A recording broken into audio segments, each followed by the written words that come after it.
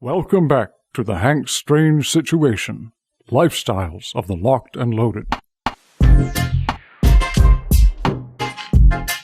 Welcome back to the channel. I'm Hank Strange, and I have a special treat for you. Sam of Andrew's Custom Leather. Sam, it's good to see you, man. Good to see you. It's been a year and a half since our Has last it? video. Wow, time's going. Yeah, time is flying.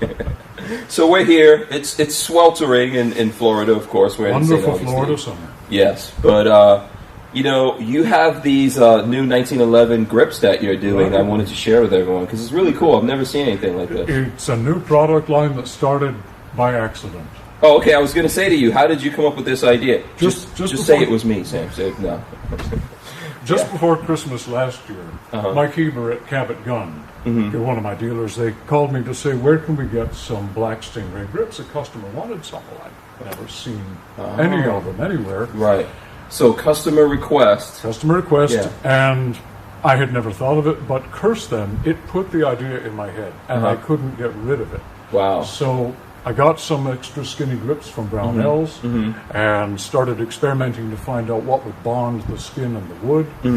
And after about a month of messing things up and throwing things away, we got it down. Wow, awesome. Okay, necessity is the mother of invention. Absolutely. How many skinny grips did you have to get from Brownells? I got a couple of dozen to start with. And now I'm getting grips made for me that don't have finish on them, so I don't have to strip them first. Oh, nice. Now maybe you should get Brownells to carry these, but that's we'll talk. Yeah, we'll work that out. So you've got how many different varieties of these now? Well, I've used up the first 100 grip blanks that I got, and we've made them out of just about every critter we work with. Okay, very cool. And there's lots of them here to look at, for example. Yeah, so what we're going to do is like show you guys what these look like, and then you'll show us how you do it, right? Exactly. Put us through the process. There's more than a few steps, but it comes out very nicely. Yes, just remember who originated the exotic leather grips.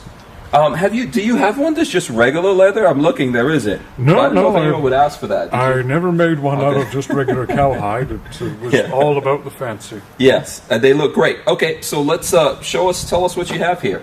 We've got stingray. This is the diamond ray. Yeah. Hornback crocodile. Spinal stingray. Oh, this is my favorite. Usually the first one people gravitate to. Tegu lizard. We've got ostrich leg. Very nice. Alligator. Yeah. Hornback gator. Tiger shark. The tiger shark actually looks like bacon. Never thought of that. Yeah, it does. It looks like bacon. Okay. Yeah. Okay. Very nice. Oh, down here, these are elephant trunk. Okay. And these are hippopotamus with that soft velvety feel. We've got lizards, it's monitor lizard, ringed lizard, elephant there. This is the all black regular stingray.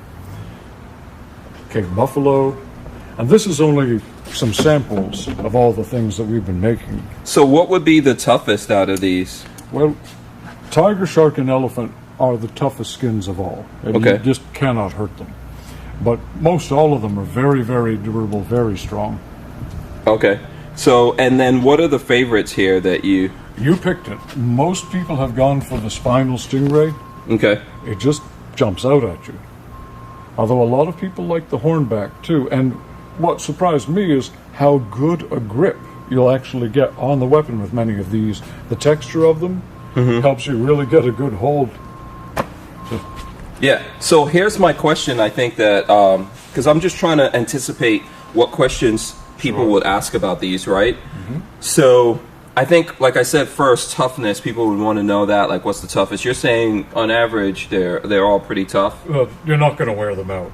Okay, but if someone's really super concerned about that... If toughness is the issue, the tiger shark or the elephant, they will not wear. Okay, and including, like what kind of weather can these handle? Pretty well anything you take wooden grips into. Okay. So if it was raining and all that kind of stuff. It's not going to damage them, although I wouldn't get them wet on purpose. Right. But so the guns that you put these on don't have to be safe cleans. No, that's for carrying. Yeah, there's tons of 1911s at this point that are safe cleans, also, right? The 1911 is the gun people like to dress up the most. Yeah. They see engraved guns, fancy grips, fancy holsters. we make more for 1911s than any other weapon. Right. Okay. So before we jump into how these are made, because I'm sure people want to see how they're made, what other questions do you get all the time? Well, the only one that comes up is on the height of the screw, the grip screw, and the escutcheon.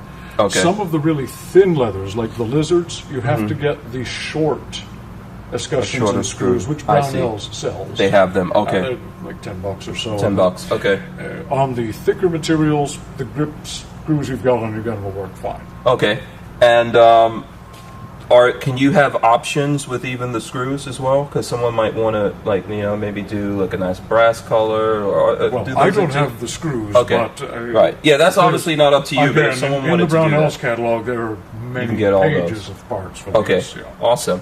That's cool. So now I would like to see exactly how these are made. I think the only other thing I could think of is, what's the price of these? Oh, and how does it vary? Range. Okay. Anywhere from about $1.25 to $2.50, depending on what creature you're building it up of. Okay. The cost of some it depends on the skin, yeah, others, and how. And some are more troublesome to work with, take longer. Right. So. Absolutely. About how long does it take you to build these?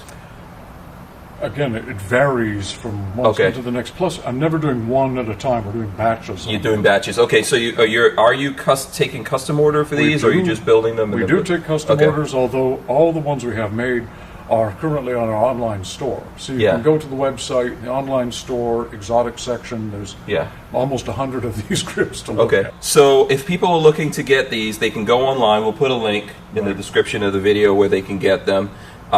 So they can custom order it, but you already have ones that are made, right? We have almost 100 of them on the online store, which there's a link from our main website page to the store. You can go to the exotic section and see everything that's available. Okay, cool. And if you do custom order, what's the wait time look like? These are quick. They don't take the time that the holsters do. So usually a week or two, as long as we've got the materials on hand. Awesome. Let's see how these are made, Sam, because, that's what people always want to see. I know there's folks out there that would like to try their hand at this.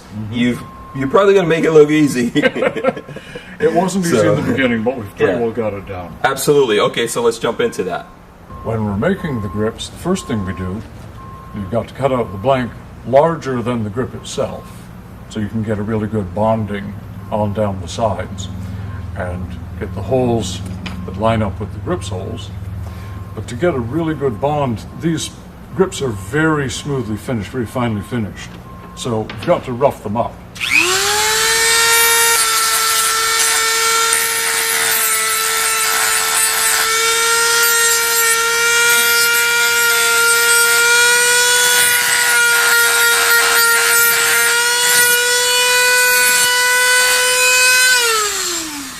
The sanding drum on the Dremel does a really good job.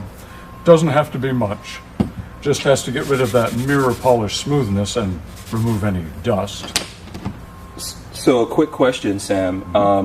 What material are these grips made of, and does it really matter? I'm told they're called heartwood, and I'm no expert on woods, but it's a very hard, very dense wood, and makes just a great platform to build these grips on.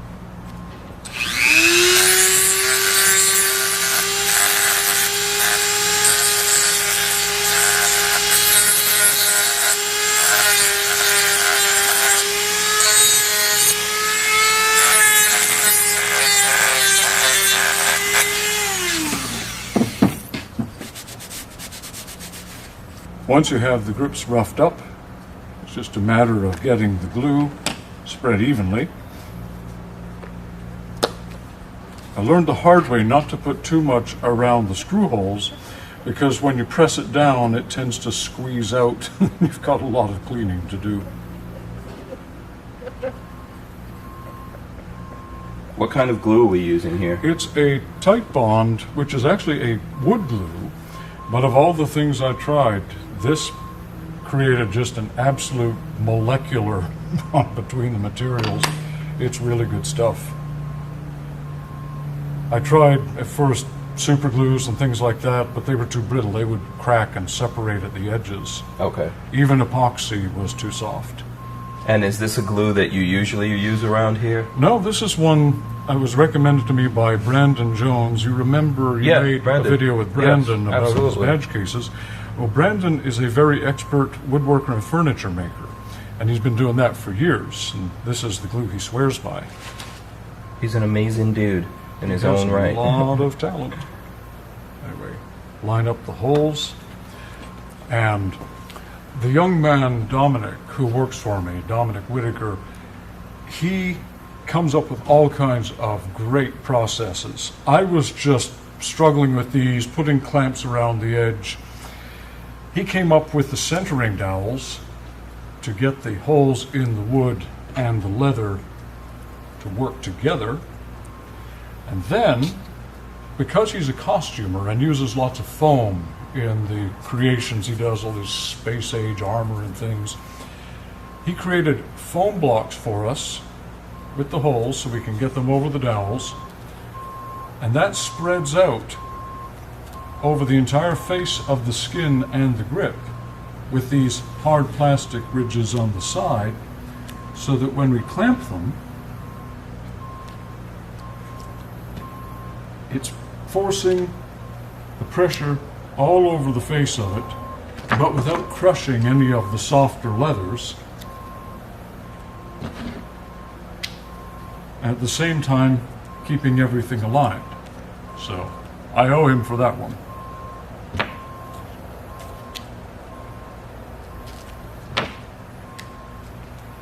It's already more complicated than I thought it was going to be. It was more complicated than I thought going in, but once you're in, you hate to admit defeat, so I just kept plugging. Then that one is going to need to dry pretty well overnight. And once they're out of the clamps, we set them in the sun to bake for another day. And that really gets the bond hard. I'm going to need to get more glue soon down to the dregs here.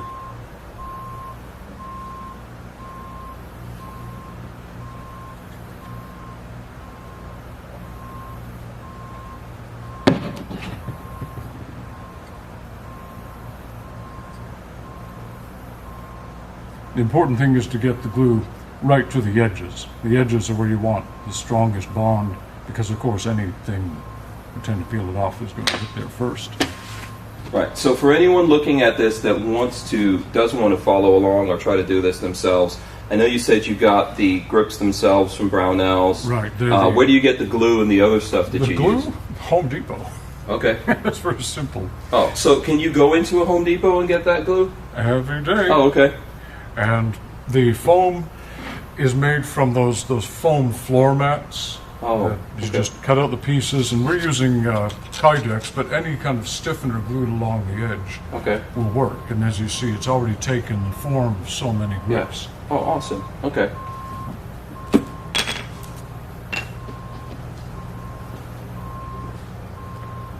Oh, another tip.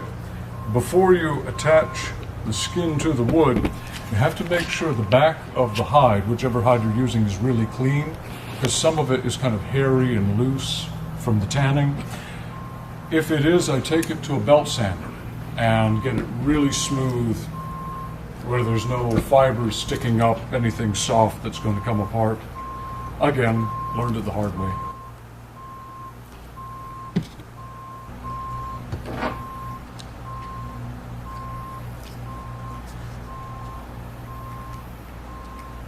I've also made a very large investment in spring clamps. I think we have about 100 of them now. We're never doing one set of grips at a time. I put these out here this morning. They've had a couple good hours of sun, so they've bonded very well. Now we'll trim them and make them look like real grips. Once these have bonded and the glue has set, it's time to trim them. These little Weiss clippers, which again I got at Home Depot, are the most marvelous thing for cutting stingray, gator, any of the tough skins. They've got tiny serrations on the blade, and being short, they're very easy to manipulate, and I don't end up cutting into the wood.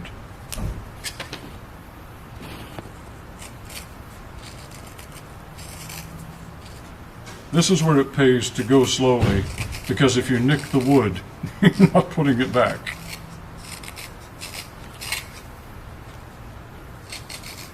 And how do you know what you want to cut off there?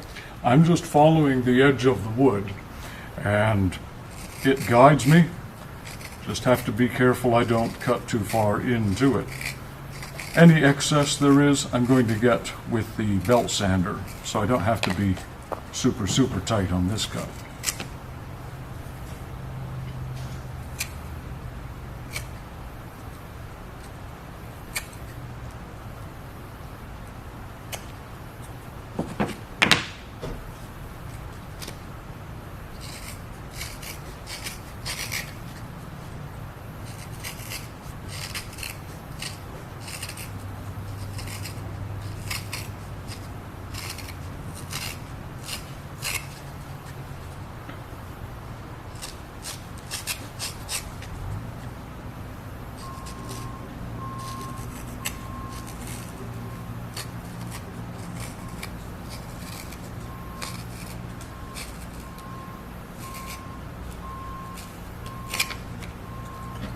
Now we have the roughed out grips. And what's left is to make the edges all pretty. To get a really nice edge on these, I use a medium to fine grit on the sander. Not only does it true up the edge, but I can start to roll and get the rounded edge with it as well. I try to bevel her at first, not going to do it when you have wood and leather together.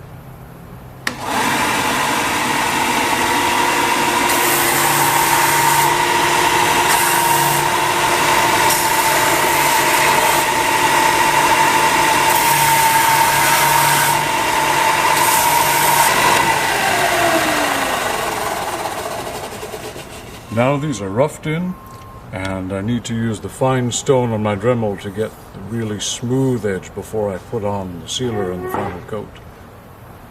Once we've got the edges basically rounded with the belt sander, I find with the Dremel and a really fine stone, I can not only get into the little corners, but it gives me quite a good polish down the edges. And I'm always polishing in the direction that I'm going to apply the final coat, so all the fibers lay down.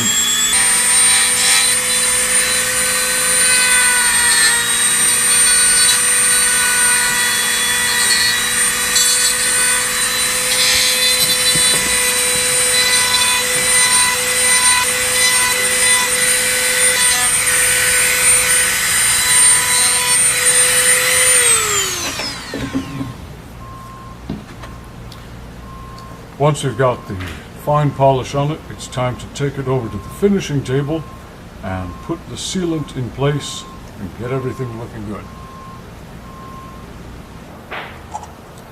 Now that we've got the edges all nicely smoothed, don't want to leave the bare edge exposed, so come over it with the edge coat. As usual, I'm using a mixture of about 3 parts of the Angelus Brown and 1 part of the black tough coat from Weaver. It gives it a better color, a harder finish, and goes on much more smoothly.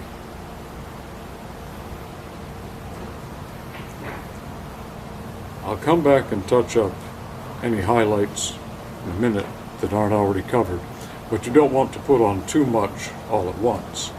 Less is more, and it's easier to just come back for touch-up than it is to get too much on in the first place.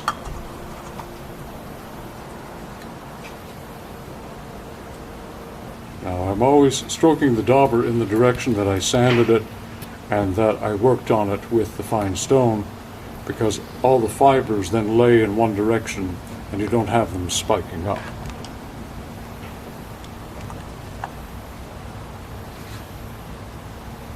Next, it dries for a few minutes, then I polish it down and give it its final coat, making everything really tight and smooth. Taking full advantage of the Florida sun. We're a solar-powered industry. Maybe we can get a government grant. Absolutely. Now that these have dried sufficiently, it's pretty well finished, but I'm a fuss budget, and there might be little microfibers sticking up, so I always give it a polish down. The old Bic pen works very well, in the same direction that I applied everything. get everything smoothed, and then apply a second lighter coat over the first, just to bond it all and give it that absolutely finished appearance. And where can people get these special Andrews Customs Bic pens for buffing down? Roughly anywhere you can find a pen. If you're really sly, you can pick them up and people don't notice. I end up with extra pens when I've been out. Don't know where they come from. Banks. Grocery stores. Yeah. Because when I finish with a pen, it just goes in the pocket without thinking. It's you know, it seems simple, but it's effective. Absolutely, it's smooth plastic. You could use any smooth, hard object. But since I have scores of these things, why not?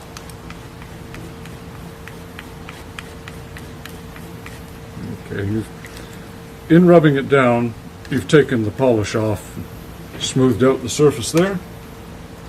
So with a semi-dry dauber, just damp, I applied the second coat, making sure I get all the way down to the edge of the wood, don't leave any light spots peeking through.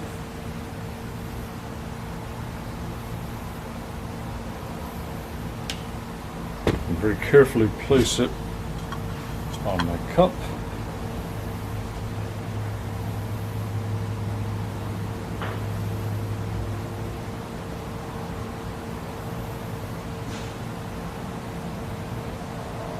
It's so much smoother after the rub down. I don't feel the dauber dragging on any roughness.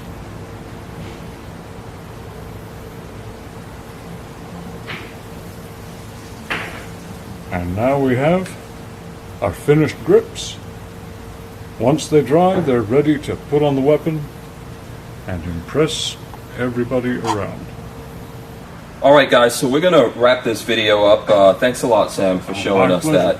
You know, the more I look at these, like I definitely have my favorites, but I found that the more I'm looking at them, I'm like, oh, this would be really cool. This looks good if you're doing this kind of gun. Like I like, is this the elephant? That's the hippopotamus. This is the hippopotamus. Yeah, if you're doing like a really nice stealth kind of 1911, you know, that feels like it would be really cool to me. What is this? Tegu lizard. I like the orange in there. There's really a lot of options that I think you can do with this. There's so many ways you can set it up. Yeah. Different colors, different textures. Yeah, lots of ways to refresh your 1911. Go to andrewscustom.com. You guys have links there on how people can get this. andrewsleather.com will take you to the main page, and there's links there to all our catalogs. All right, great. And then the one of the things I want to know is that we always have people that look at these videos, right, and they try to build along with you, sure, or take this on. I'm sure you're going to find it's not easy, and then you probably get lots of people calling you, right? Every once in a while, somebody wants some more advice. Yeah, absolutely. So what can we do to kind of like minimize that? What kind of advice can you give people right now, tips-wise, if they want to get into making this themselves? Most of what's important we showed in the steps and the process. Probably the biggest thing is get some dowels to go in the holes and line things up when you're trying to line up the skin and the holes on the wood. Without those, I'm putting the clamps on and it keeps sliding and I'm cursing and stamping my feet. It's very frustrating. So Dominic's little dowel centering worked beautifully. Yes, big shout out to Dominic. He does a lot of cool stuff. I know you have you have a holster you're showing me over here that Dominic did the work on it, and I'll probably roll that in. And I was thinking, like, you know, we were talking earlier in the video of just a regular leather, but that's a way to spice it up, right? Oh, is that a possibility? That's a possibility. People, if they want to put just regular cowhide on the grips, they can carve them, stamp them, initial them. Yeah, so they can do some really cool things in there if they wanted to. Awesome. You don't have to have weird creatures. Yeah, absolutely. But they look great. They look fantastic. They really are cool. I'm gonna get these. I will probably get a couple of these and try them out on some 1911s, and you know, and share that with everyone out there. Absolutely. Yeah. So, any final thoughts? Anything else you want to leave with the folks out there before we go? All of it as far as the grips go. Yeah. That's the skinny. Awesome. Don't forget to follow Andrew's Custom on, you guys are on Instagram, you're on Facebook, right? Right. Okay, and then definitely go to the website. And of course, if people want to order stuff, they have to call you. We're old-fashioned. Yes. You have to call and talk to us. There's lots of little variables. What We is want that to get it telephoning right. thing? Yeah, I know. Remember the times when you had to like go like this? Some people out there don't know. I sort of miss Really? dial telephones. I like that. Click, click, click, click, click, click. Yeah. Awesome. Thanks a lot, Sam. Pleasure Really as appreciate always. it. Thank you for sharing that with us, guys. Don't forget to like, share, subscribe, and all that stuff. We have lots of people that support us on Patreon. We appreciate you guys. And if you want to keep up with us and different things we're doing, sometimes we give away stuff. That's true. From Sam. You know, go to hankstrange.tv and sign up for our email list. That's how we do that. And of course, we have the podcast that we're doing Monday to Friday, 7 p.m. to 9 p.m. Eastern. Trying to get Sam to get on there. We got to bring him into the Time. modern world. Time. Yeah, time. And we got to make sure that you ever heard of a computer? You ever heard of those things? Rumors. Yes. We've got to get all of that kind of stuff worked out, and then we'll get Sam. Maybe we'll get him to come on for about a half hour or That something. would be fun. Yeah, he's working all the time, making posters, and not now. What are we calling these? Exotic grips. Exotic For grips. 1911s. Absolutely. There you go. Thanks a lot, Sam. Pleasure, sir. All right. Peace.